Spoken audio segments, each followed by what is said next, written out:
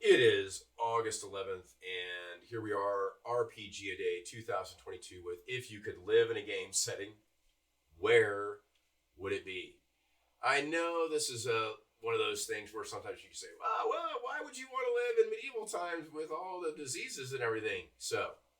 But here's where I veer from my well-trodden path in love of fantasy. Although fantasy itself is a very, very, very broad category of things. If I had to pick one, it would be Invisible Sun. It is, to me, an interesting and surreal version of magic. The setting is very eclectic. It has some very interesting quirks with it. It is a game that's fairly easy to pick up and play.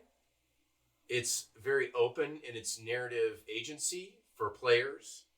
But the setting itself, the Invisible Sun, and the setting and the cities and the planes with which in it takes place, its concept of magic and how magic works in the world, how people interact with it, and the creatures and beings that live within it, it is, to me, the surreal beauty of what magic could be in a setting where magic is the thing.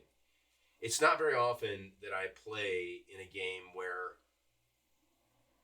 this one aspect of fantasy is like, this is it. This is it to 11.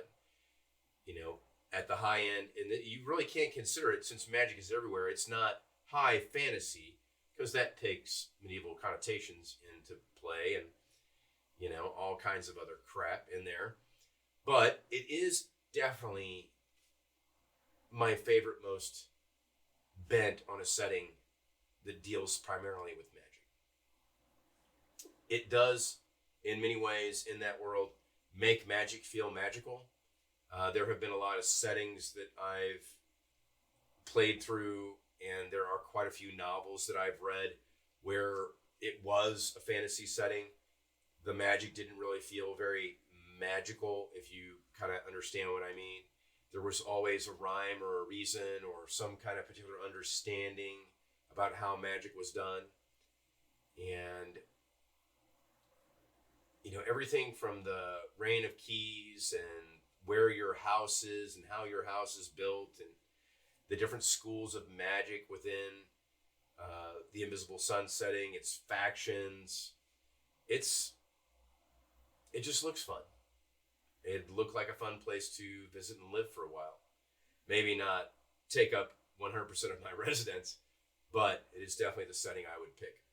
So for here, I know this is kind of a really short one, but on August 11th, we're going to wrap it up pretty quickly with this, because that's about really all I got to say about it. There's not much else I can go into. If you've been going along this far on RPG A Day and you've been chugging out a video a day, or you've been able to post something every day, congratulations. Here we are, August 11th, as we continue on our way. Get out there, play more games, have fun, and be cool with each other.